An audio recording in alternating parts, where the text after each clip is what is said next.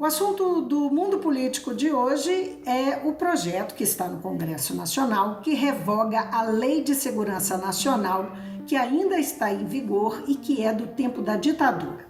Esse projeto ele também tipifica crimes contra a democracia. Eu vou conversar com o advogado criminalista Antônio Carlos de Almeida Castro, Cacai. Cacai, muito obrigada por atender o mundo político, a TV Assembleia mais uma vez. Alegria enorme falar especialmente com você, Vivi, falar com todas as pessoas que te acompanham e falar também para o meu querido povo de Belo Horizonte de Minas Gerais. Cacai, o Congresso decidiu votar, afinal, a lei de segurança, a lei que revoga, né, a antiga Lei de Segurança Nacional, que ainda está em vigor, que é considerado um entulho da ditadura, uma lei criada lá ainda no governo Figueiredo em 1983. Você participou do debate deste projeto de lei que está em curso no Congresso, que tramita no Congresso. Então, eu queria saber o que você achou do texto base que, afinal, passou já na Câmara. Olha, eu acho que foi um avanço. Na verdade, nós tínhamos a discussão eterna, né, desde 83, da época da ditadura, da necessidade de revogar a Lei de Segurança Nacional, que era um entulho autoritário, assim admitido por todos, até por ministro do Supremo e tal. É muito interessante notar que nós passamos pelo governo Fernando Henrique, dois governos Lula, governo Dilma, governo Temer, e essa lei da ditadura continuou vigindo. Ela só veio a ser realmente colocada em pauta a partir do momento que, nesse governo agora, que é um governo de cunho fascista, um governo que persegue os movimentos sociais, que persegue as pessoas, persegue os intelectuais, a lei começou usada de uma forma exatamente para cumprir um papel político. Aí a discussão se deu. No nosso ponto de vista, o grupo que eu faço parte, eu fiz várias reuniões, inclusive com esse grupo político que coordenou a discussão dentro da Câmara, nós teríamos que ter tido mais tempo. O que seria o ideal, Vivian, para você entender? Existiam 3 ações do Supremo Tribunal que discutiam a constitucionalidade, a recepção dessa lei de 83 ou não pela Constituição. A Constituição de 88 é uma Constituição democrática. Evidentemente, vários artigos ali daquela lei, que é uma lei de cunho autoritário, não foram recepcionados. E aí, qual era o risco? O risco é que nós não podíamos afastar a lei completamente, porque no regime fascista, no regime autoritário, se você não tem uma lei que faça uma certa contenção, aí sim você perde completamente as estribeiras de um presidente da República que não tem nenhum limite. Então, o ideal seria ter afastado alguns artigos, que eram artigos que estavam sendo usados para poder perseguir jornalistas, o Arueira, o Noblar e tantos outros, para perseguir intelectuais, inclusive o presidente do Conselho Federal da Ordem, para quem eu advoguei, foi perseguido pela Lei de Segurança Nacional pelo ex-ministro Moro. Só que o Congresso Nacional fez uma comissão, o Arthur Lira, que é o presidente do Congresso, eu gosto muito dele, ele é muito forte. Ele quis passar e ele chamou o grupo e se fortaleceu dentro da Câmara, e nós vimos que era melhor nós discutirmos dentro da Câmara do que ficar querendo apenas o afastamento daqueles artigos que teriam que ser afastados, porque senão nós perderíamos espaço. A democracia é isso. O Congresso Nacional é muito vivo, né? A relatora do projeto, a Margarete Coelho, que é uma grande deputada, eu gosto imensamente dela, ela é muito aberta, ela abre para discussão, mas nós sentimos falta de ainda um certo movimento maior, por exemplo, dos movimentos sociais dentro da discussão. Mas eu acho que foi um avanço. Eu acho que há, inclusive, um acordo, esses acordos dentro do Congresso, a gente nunca sabe se são ou não cumpridos, mas há uma conversa bem adiantada, até onde sei, de que o Senado Federal deverá votar tal como está. Eu acho que foi favorável. Eu acho que nós temos alguns tipos ainda abertos, mas, do meu ponto de vista, foi um avanço. Primeiro, não é uma lei de segurança nacional como nós tínhamos, que era um estrupício. Hoje nós temos, dentro do Código Penal, uma legislação que trata artigos que tratam especificamente do Estado democrático. Então, acho que foi um avanço. Se não foi o ideal, acho que dentro da democracia é isso. Você discute dentro do Congresso, você tem grupos que são, evidentemente, contrários à sua posição. Nós temos um grupo de advogados criminais e também constitucionalistas, mas muito criminais, que temos feito esse papel de discussão, sabe, Vivi? Nós fizemos muito isso naquele pacote anticrime, que era um pacote punitivista, um pacote sem nenhum tipo de de alinhamento. O Moro é muito fraco intelectualmente, o pacote era a cara dele. Então, nós fizemos esse grupo, basicamente com este mesmo grupo de deputados. Na época era um grupo de trabalho formado pelo Rodrigo Maia, também estava lá a Margarete, estava lá o Freixo, o Orlando Silva, o Tradi, vários deputados aí de Minas Gerais, o Lafayette, que ajuda muito a gente nas discussões, o Paulinho Biacchio. Então, assim, Paulinho Teixeira também. Então, eu acho que, dentro do possível, foi um avanço. Nós tiramos aquilo que era mais autoritário, porque nós temos que jogar com a realidade. Do jeito que estava a Lei de Segurança Nacional, nós teríamos... Quando você fala em jogar com a realidade, eu estou indo lá atrás na sua fala, que você disse que nós temos aí, fez uma referência ao presidente da República e o uso que ele estava pretendendo fazer da lei, não é? Para barrar seus opositores ou para, enfim... perseguir mesmo. Mas, de fato, não é um problema fazer uma legislação que vai lidar com um governo e não com aquele que está ocupando o governo. A legislação ela não tem que ser mais ampla, ela não tem que pensar no Estado. Não, mas eu acho que eu me expressei mal. O objetivo foi exatamente impedir que qualquer governo possa instrumentalizar. A legislação é uma legislação pensando, inclusive, com o uso do direito comparado. Os deputados foram buscar as legislações que existem em outros países. Talvez o inverso, é impedir o uso político de uma legislação que existia. Nós tínhamos uma legislação que estava claramente ultrapassada e que, repito, para as pessoas entenderem, em 88 nós tivemos a Constituição, 4 anos após, mais até, da existência dessa lei, a lei é de 83. Vários artigos daquela lei não foram recepcionados pela Constituição. O que significa isso? Como houve uma Constituição democrática, talvez a mais democrática que nós já tivemos, que é a de 88, alguns artigos ficaram incompatíveis com a lei, com a Constituição, a lei maior, com a Constituição. Então, esses artigos deixam de poder existir, que é exatamente o que fez o governo, agora esse governo fascista, instrumentalizou essa lei para poder perseguir os seus inimigos. Eu dou 2 exemplos claros aqui para as pessoas entenderem. O presidente do Conselho Federal da Ordem, Felipe Santa Cruz, fez uma crítica legítima, absolutamente legítima, ao presidente da República. O ministro da Justiça, em nome do presidente da República, fez um processo perseguindo, usando exatamente a Lei de Segurança Nacional. Um escárnio. Claro que nós conseguimos, até tive a honra de advogar para ele, nós conseguimos ganhar esse processo, não andou. Outro exemplo, o Aroeira, um chargista conhecido no Brasil.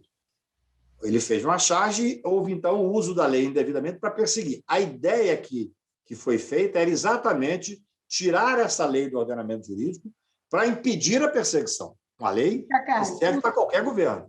O Supremo também fez uso da Lei de Segurança Nacional. Qual que é a diferença, não é, do Supremo usar para defender a instituição, a Lei de Segurança Nacional, e o presidente alegar que está sendo atacado na sua honra, sendo ofendido na sua honra? Porque ambos estão invocando a lei. Essa pergunta é muito importante, porque nós temos que ter, didaticamente, explicar que não se pode confundir ser humano com ser germano. Quer dizer, os artigos de lei invocados pelo presidente da República, especialmente pelos ministros Moro e depois os demais ministros de Justiça, eram artigos que, basicamente, pegavam a opinião das pessoas. É muito claro. O direito à opinião, não existe direito absoluto no Estado democrático. O direito à opinião também não é absoluto, ele tem que ter limites. Então, o que havia era uma instrumentalização da tentativa de criminalizar a opinião das pessoas, como nos casos que eu citei aqui.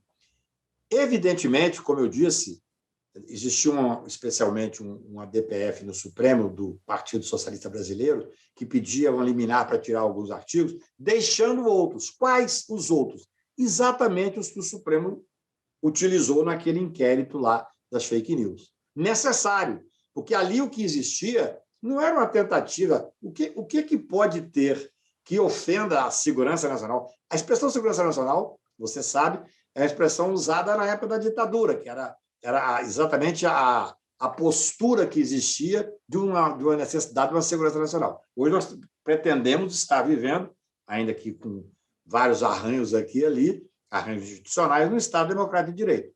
Então, o que acontece? O que pode, de alguma forma, gerar insegurança uma palavra que seja feita contra a honra de um presidente, por hipótese? É claro que isso não abala nenhuma segurança, nem na visão anterior à época da ditadura. O que o Supremo fez, e fez muito bem, é tentar, aí sim, usando a Lei de Segurança Nacional, tentar evitar uma proliferação que existia de grupos que financiavam a tentativa de quebra institucional. O Brasil ainda vai ter surpresas ao saber a dimensão do que é esse inquérito do Supremo Tribunal Federal. A época, quando foi aberto o inquérito, eu fui um defensor, houve muita crítica pela forma que foi aberto pelo presidente do Supremo, ministro Toffoli, mas porque é totalmente diferente você ter um debate, por exemplo, entre dois jornalistas, entre um intelectual e um jornalista, entre universitários, e você, por exemplo, eu agora advoguei para uma senhora, que é uma professora rural de Pernambuco, que os professores resolveram colocar um outdoor dizendo que o presidente era um cultor da morte, e aí usa-se a Lei de Segurança Nacional. Quer dizer, esses são os abusos que nós tínhamos que afastar. Está afastado desde que o Senado aprove, evidentemente. A lei ainda está em vigor, como você bem disse. É totalmente diferente quando você está investigando um grupo financiado fortemente. Hoje mesmo a imprensa fala de um famoso empresário bolsonarista que parece-me que é um dos financiadores, eu não vou dizer o nome porque eu não sou como eles, eu não quero ser leviano, mas está na imprensa de hoje. Então, são grupos que financiavam a tentativa de quebra institucional. Isso, sim, é uma coisa que ofende o Estado Democrático de Direito. A quebra institucional é que dá razão e sentido a você fazer uma investigação. É totalmente diferente quando você tem o Aroeira fazendo uma charge, você tem uma crítica do Noblar, você tem uma crítica do presidente. As pessoas devem entender, isso é uma coisa interessante, que eu estudei bastante quando fui fazer a defesa do Felipe Santa Cruz, presidente da Ordem, Viviane, e que em qualquer país democrático o direito à crítica ao homem público ele excede muito ao direito puro do crítica, por exemplo, em relação a você e a mim. Nós somos, de alguma forma, públicos, estamos aqui na televisão, estamos aqui num programa de rádio, estamos aqui debatendo, às vezes, em universidades, nós temos uma certa exposição. Muito mais, imensamente maior, tem um presidente da República, tem um ministro da Justiça. Toda a legislação e toda a jurisprudência hoje do mundo moderno diz do direito do cidadão fazer críticas ácidas, às vezes um tom acima daquele que se faz com a lenheza particular do dia a dia, do trato com as pessoas. Porque o homem público tem que ter essa exposição necessária. Então, isso é extremamente importante o que você falou. Não podemos confundir aquilo que foi feito na defesa da instituição, porque em vários momentos, infelizmente, nos últimos tempos do país, houve uma tentativa de quebra institucional. Espero que não haja, e espero que o estudo, em muito pouco tempo, poderá resgatar os momentos que nós vivemos. A tentativa de desestruturar o Supremo Tribunal Federal, hoje todo mundo sabe que foi real. E agora, importantíssimo que se diga... Acha que ainda paira? Paira de alguma forma. Hoje mesmo, há um delegado, de forma irresponsável, pede a abertura de um inquérito ontem contra um ministro do Supremo, em algo que, para nós que somos advogados, sabemos que é uma instrumentalização de uma delação feita há muito tempo atrás pela Polícia Federal. Se nós formos referindo ao ministro Dias Toffoli, que exatamente está sendo apontado pela Polícia Federal como suspeito de ter vendido sentenças. Não está sendo apontado como a Polícia Federal, está sendo apresentado por um delegado que é absolutamente ainda lavajatista. Nós conseguimos, nós que eu digo, aqueles que trabalham com direito criminal e que trabalham a favor do Estado Democrático de Direito, nós conseguimos destruir os excessos da Lava Jato, mas ainda tem os amantes antigos, os que estão aficionados. Então, por exemplo, isso aí ainda é uma tentativa de quebra institucional, mas muito mais grave do que isso, no meu ponto de vista, é essa tentativa frequente de expor o Supremo Tribunal como uma corte que está fazendo uma proteção à corrupção. Isso é grave, porque isso pega, eles detêm a narrativa. O presidente da República, o Bolsonaro, ele não tem a dimensão da força do cargo, me parece. não tem a dimensão do que é, num presidencialismo, a palavra do presidente. Então, ele ataca ministros de uma forma absolutamente irresponsável. Por exemplo, agora, semana passada, ele disse que ia baixar uns decretos proibindo os governadores e autoridades de tomar providências locais sobre lockdown, sobre fechamento até tantas horas e tal. E disse, eu vou baixar um decreto e tem que ser cumprido, ameaçando o Supremo Tribunal Federal. É porque nós estamos... Ele é tão irresponsável, de uma forma quase que uma enxurrada de responsabilidade, que nós perdemos um pouco a capacidade de nos indignar. Isso é mais ou menos o que acontece na pandemia. Eu estava dizendo, escrevendo Banaliza, ontem... né? Banaliza o discurso. Não, banaliza. Você está sentado lendo um romance, ou lendo o que você estiver lendo com a televisão ligada, a televisão diz que morreram 3.500 pessoas naquele dia e você não levanta apavorado, porque todo dia morre 3.500 pessoas. Agora, então, essa banalização é muito triste. Você falou que o texto pode ser aprovado do jeito que está no Senado. Mas o fato é que, após foi saudada a revogação, mas apareceram algumas críticas. Eu queria pontuar com você algumas dessas críticas, né? Que tem a ver com os diversos, se não me engano, são 5 capítulos e tem 10 crimes tipificados, né? Então, vamos começar aqui. O texto ele foi criticado tanto à direita quanto à esquerda, não é? A direita estava ali expressa pela base bolsonarista, que queria manter o texto da Lei de Segurança Nacional, e a esquerda, que alegou especificamente o PSOL, que alegou que havia no texto, abria brecha para ameaçar movimentos sociais e a expressão desses movimentos sociais. Eu queria que você comentasse essa posição do PSOL e o risco que pode estar embutido no texto em relação a isso, se você reconhece. Eu vou ser sincero, eu acho que a crítica que veio dos bolsonaristas, biaquices da vida, é porque realmente eles usavam o instrumento da ditadura para poder, de alguma forma, se afirmarem contra jornalistas, contra intelectuais e tal. Esse pessoal eu não dou muito valor a eles, não. Acho que eles têm um espaço porque são legitimamente eleitos, mas merece mais um desprezo intelectual do que qualquer tipo de discussão mais séria. Agora, eu entendo o que o pessoal fala, porque, na verdade, os movimentos sociais não tiveram tempo de se envolver e não foram ouvidos. Eu não acho que o texto chegue a abrir possibilidade de uma criminalização maior. O que acontece, Vivian, é muito interessante viver numa democracia. Um texto desse, para ser aprovado e ter, não é nem unanimidade, mas uma maior aprovação da esquerda, ele teria que estar sendo discutido durante 3, 4, 5, 6 meses em audiências públicas. Então, você tinha discussão, mas vai aparecer a expressão armado ou não é armado, entendeu? Assim, eu não sou um especialista, mas eu ouvi as pessoas se manifestarem. Eu acho que o texto está de bom tamanho, é por isso que eu repito. Mas não se abre brecha para que se use, porque a tal da interpretação da lei, né?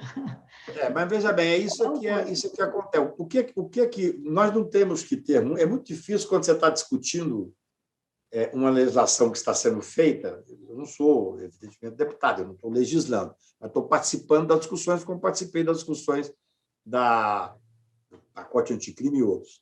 Aí você entende exatamente aquela crítica que a gente fazia quando falava, mas você está querendo trazer a interpretação literal do constituinte ou do legislador. Quer dizer, porque, na verdade, você está vivendo naquele momento. Aqueles que têm mais experiência com movimentos sociais acham que a lei deveria ser mais restrita. Por exemplo, o projeto de lei que foi originalmente... Você sabe, né? Quando você chega um projeto de lei, esse projeto de lei, o primeiro tem que ser aquele que vai puxar os demais. Tinha 30 projetos de lei na Câmara. Tinha um feito pelo Paulinho Teixeira. São apensados e você vai contando. Esse projeto tinha 5 artigos, tão somente. Quer dizer, o mais enxuto possível. Mas eu acho que tudo foi um avanço. Eu acho que nós conseguimos resumir e principalmente, nós tiramos uma lei extravagante. Nós colocamos dentro do Código Penal, que eu acho que é relevante. Claro que agora nós passamos para a fase da interpretação mesmo. É assim que funciona. Uhum. Nós estamos ainda... Antes de ir para outros pontos, eu queria saber o que você acha. Tem diversas coisas que eu li a respeito. Eu ouvi um analista dizendo o seguinte, que tem um monte no Supremo tem várias ações questionando a Lei de Segurança Nacional, que o Supremo Tribunal Federal deveria primeiro julgar essas ações antes que fosse feita realmente uma lei no Congresso, porque dessa forma ele balizaria algumas coisas e fecharia algumas questões. Vivian, Deixar questões em aberto. O que você acha disso? Por sorte, você não disse onde você leu, então eu fico mais à vontade para criticar. Isso é um vício que as pessoas têm de tudo ser judicializado. Ao contrário, nós temos que resgatar o poder legislativo. Por que você... Quer dizer, eu entendo essa crítica aí, discordo completamente dela, porque, veja bem, por que o Supremo é sempre chamado a se manifestar? Pela omissão do Legislativo. Eu estou escrevendo um artigo hoje, que eu vou te mandar, que vai sair no Dia e no IG amanhã, exatamente sobre isso, a importância que existe do Legislativo voltar a ter uma posição, até eu brinco assim, o Legislativo tem que se dar o respeito. Então, veja bem, você tem uma lei, que é uma lei que não foi recepcionada pela Constituição. Então, nós tivemos 3 ADPFs, que é uma ação para questionar a Lei de Segurança Nacional. 2 pediu a extinção completa da lei, para mim um erro enorme, porque você teria um vácuo legislativo, e nesse vácuo legislativo, um governo fascista faz horrores. Uma outra do PSB, que pedia para tirar só aqueles artigos que estavam sendo usados por esses fascistas. Isso até o quê? Até que o Congresso Nacional fizesse uma lei. O Supremo não pode legislar. O Supremo várias vezes tem legislado, na verdade, entre aspas, pela omissão do Congresso Nacional. Então, essa crítica, com todas as vênias, eu não sei onde você leu, mas são pessoas que se acostumaram, de certa forma, tiveram o vício de achar que o Supremo Tribunal tem que estar quase que legislando. Não é assim que funciona. Nós temos que resgatar a força. Olha, a criminalização da política, ela, ao final e ao cabo, ela elegeu um presidente da República fascista que dizia que não era político, mas que era 28 anos deputado federal, e você quer, de alguma forma, deixar com que o Congresso Nacional saia a reboque do Judiciário. Eu acho o contrário. Concordo que era possível, por exemplo, se nós fôssemos fazer o seguinte, nós tivéssemos conseguido, existia um grupo que trabalhava assim, não vamos apressar, porque quando foi julgar o regime de urgência, foi uma discussão grande, 2 dias de discussão. Eu era favorável a não passar o regime de urgência, estabelecer audiências públicas, e aí, nesse meio tempo, nós conversaríamos com o ministro Gilmar, que era o relator, para que ele pudesse ver a hipótese da concessão de liminar para tirar estes artigos usados para desestabilizar. Mas é importantíssimo que o Congresso volte a ter essa preponderância. Na verdade, quem legisla é o Congresso Nacional. Eu entendo as pessoas que escreveram isso, porque isso é um vício que nós estamos vivendo. E até uma coisa muito interessante, você que é uma jornalista experiente, quase tudo as pessoas batem as portas do Supremo. O Supremo Tribunal, como poder judiciário, você sabe, é um poder inerte, só age se provocado. Então, é muito comum as discussões comezinhas dentro do Congresso Nacional, eles vão ao Supremo Tribunal para decidir.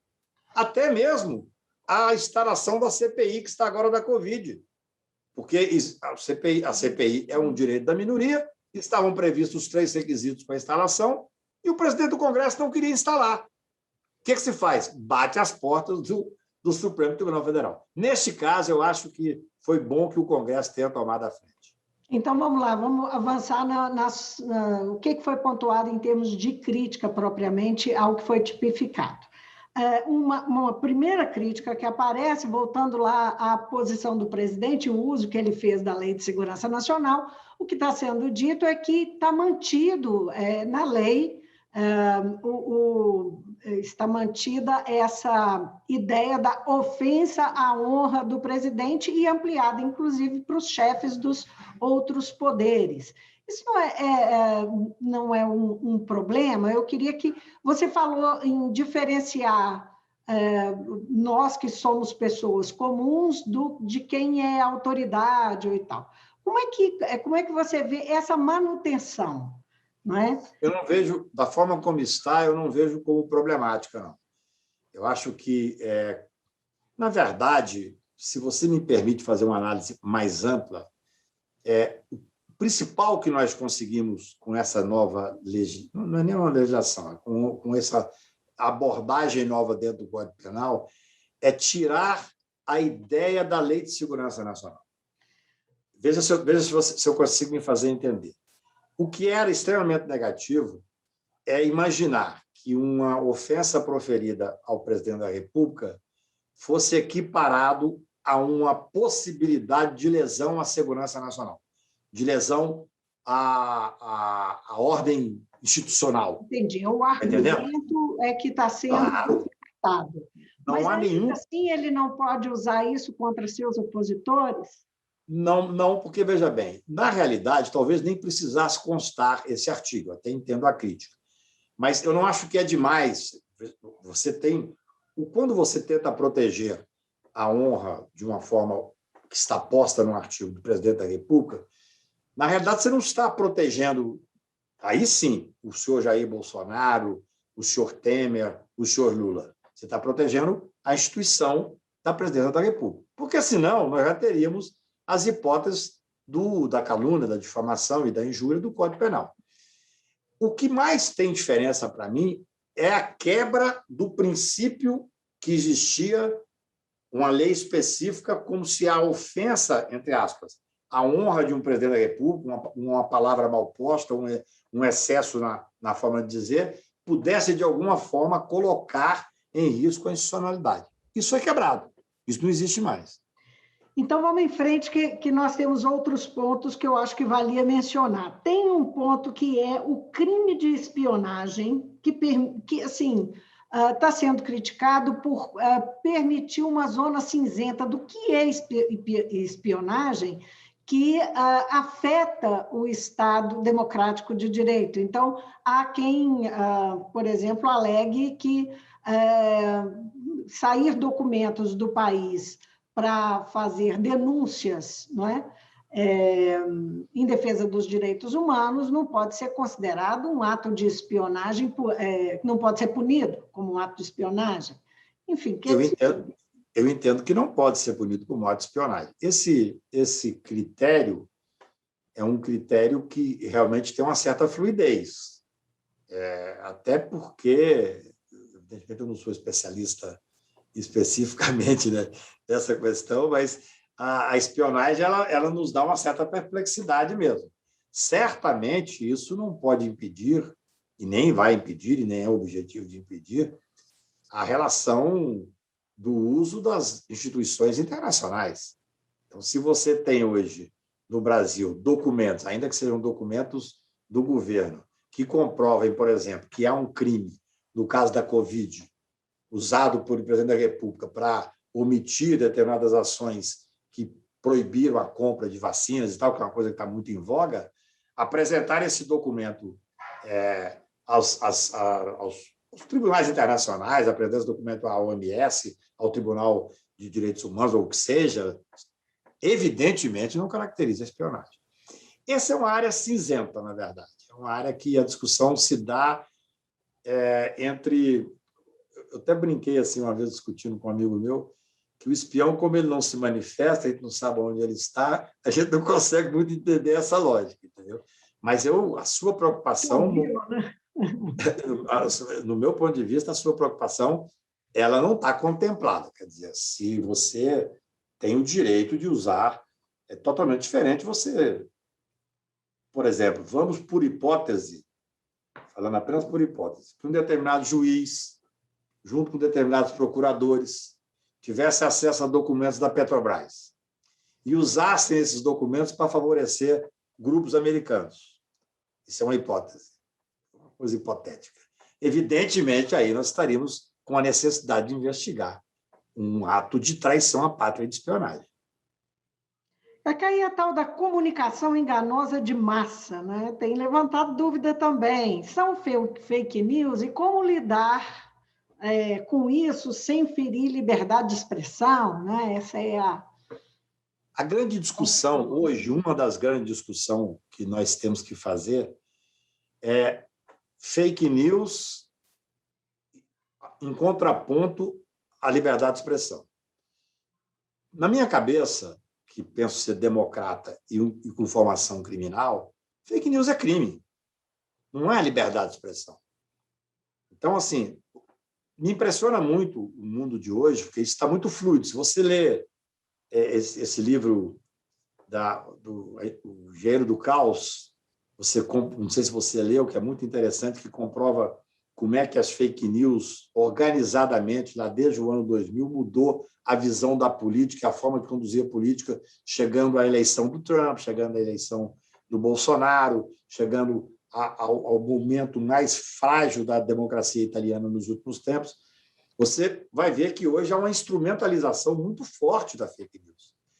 E a fake news, nós não podemos correr o risco, em nome da defesa da liberdade de expressão a qualquer preço, de confundirmos crimes cometidos em nome da liberdade de expressão. Eu acordei um dia pela manhã aqui na minha casa, tinha 500 telefonemas, mensagem no meu negócio, telefone, recebi um telefonema de um jornalista conhecido, dizendo: Cacá, você viu que saiu na imprensa? A imprensa, um determinado blogueiro, disse que a Coreia do Norte e a China tínhamos uma pasta que podia ouvir presidente da República, que podia ouvir ministro supremo, uma coisa... E esse cidadão tem 700 mil seguidores. Até foi engraçado, porque ele disse: você quer fazer uma nota a respeito? Eu disse: não. Ele me comparou a 2 potências nucleares, eu vou achar bom, vou ficar quieto. Porque, na verdade, como diz lá em Patos de Minas, fama de poderoso, comedor e valente, se não desmente, entendeu? Agora, isso é uma fake news que pode ter efeito efetivo. Eu acho que a discussão importantíssima que nós temos que fazer hoje é ter a coragem de enfrentar as fake news como crime. É muito comum você fazer uma questão... Só pontuar um argumento que eu escutei. Não existe a possibilidade de o conteúdo ficar na mão de um juiz e de uma interpretação duvidosa? Sempre haverá. Sempre haverá. Você veja bem, nós temos uma máxima. Eu gosto muito da democracia. Viver em democracia não é fácil. Nós temos que ter os pesos e contrapesos dos 3 poderes. Eu estava no início dizendo, houve um enfraquecimento do legislativo que agora tem que se impor. Até no momento em que ele está querendo legislar, tem quem diga o seguinte: mas não é melhor o Supremo legislar? Agora, nós temos uma máxima, Viviane, que parece chata, mas é verdade, é que o judiciário tem o direito de errar por último. É porque, na verdade, a interpretação tem que ser do judiciário. Essa é uma questão que em qualquer país democrata existe. É um risco que existe. Por isso é que nós pretendemos, e eu tenho escrito muito sobre isso, a necessidade de cada vez mais as decisões não serem monocráticas. As decisões serem decisões colegiadas. Porque, por exemplo, eu vou te dar um exemplo. Nós conseguimos aprovar no pacote anticrime a maior vitória do processo penal brasileiro, que é o juiz de garantias. Ia ser introduzido na legislação brasileira a partir de janeiro do ano passado. O Fux deu uma canetada e suspendeu. Tudo bem, ele pode estar certo, eu não sou o dono da verdade, mas ele deveria ter 20 dias para apresentar isso para o plenário. Então, esse risco de interpretação que você chama é o risco de você ter uma aplicação pelo judiciário de um conceito constitucional ou legal que você discorda. Por isso é que existe a vida em democracia. Só mais 2 pontos que eu não queria deixar de falar, mas nós temos que ir um pouco mais, vamos dizer, mais rápido por eles. Animosidade às Forças Armadas. Isso soa, especialmente para quem viveu a democracia, como, assim, eu não posso falar mal das Forças Armadas? Eu achei forte também. Eu realmente não é eu diria, um conceito, uma expressão que eu acho que precisava estar ali. Mas aí é o contexto de quem tem maioria, né? Eu também tenho uma preocupação. Essa é uma questão, então, que pode ser discutida no Senado, né? Eu não sei. O Congresso Nacional ele é interessante porque a Câmara, as discussões se dão de uma forma, às vezes, mais intensa, né? Assim, esse projeto é um projeto que é muito caro ao governo e que existe uma conversa entre eles de que o governo que eu digo não é só o governo executivo, não. Eu digo assim, aqueles que coordenam o Congresso e tal. Me parece que... Mas é uma discussão que pode se dar no Senado Federal. No meio dos crimes, né, contra a democracia, entrou o que viola o sistema eletrônico de votação. Isso não parece deslocado? É a memória de 2020? Ou é a memória de 2020 ou é o medo de 2022, né? Eu acho que eu também não colocaria isso, para ser sincero, numa legislação que espero que venha para ser permanente de longo prazo, entendeu? Esses são os debates, assim, é muito interessante. Eu repito, eu jamais serei político e estou tendo a oportunidade de conviver com as discussões de deputados que eu respeito e tal, como advogado, para dar uma visão jurídica, para dar uma visão do advogado criminal. E, às vezes, você vê realmente assim, que o político, como ele está antenado, ele tem que estar antenado com o que está acontecendo no país e tal, ele traz para a discussão coisas que talvez daqui a tanto tempo não teria mais sentido estar na lei. Eu tenho essa perplexidade também. Isso não é difícil de acontecer na legislação, né? Não é desejável, mas não é difícil de acontecer de uma forma geral. Porque, na verdade, é um pouco isso, né? Você discutir... Agora, por exemplo, há uma discussão de uma tentativa de voltar ao voto escrito, né? Porque o presidente da República, que agora seja de Bolsonaro. O Bolsonaro, mesmo sendo ele, que é, para mim, uma pessoa completamente inimputável, não tem muita noção do cargo, no sistema presidencialista, o presidente tem muita força. E ele está batendo na hipótese de que é necessário voltar para mim, um retrocesso, até para ter controle. Você imagina o que a milícia, talvez até entenda um pouco o que ele quer, porque o que a milícia, nesses setores mais fortes da milícia do Rio de Janeiro, não coordenava e coordenarão se for voto escrito. Ao que tudo indica, ao que tudo parece, e eu tenho que acreditar na ciência também nesse ponto, o voto, como é hoje a urna eletrônica, ele é quase impossível ter uma fraude, pelo menos uma fraude em grande escala. Mas a força dele é tal que eu li essa semana que mesmo ministros do TSE já começam a discutir a hipótese de um sistema misto. Então, você vê como é que é complicado mesmo. Olha, eu estou convencido, quando discuto todas essas questões, que a democracia é muito bom, mas ser deputado é muito chato. Só para a gente terminar, uma última provocação. Uma lei para defender a democracia de ataques, em que pese que tem também ataques externos, mas de ataques internos, não fala da nossa fragilidade, do nível de fragilidade em que nós estamos vivendo? Mas eu acho que a percepção da realidade é a que o Congresso tem que sentir, né? Nós vivemos um nível de fragilidade muito grande. Viva, eu posso te garantir, assim, não com detalhes, até porque não os tenho, mas em 2019 nós tivemos na beira de ter uma crise institucional que poderia redundar realmente num golpe de Estado.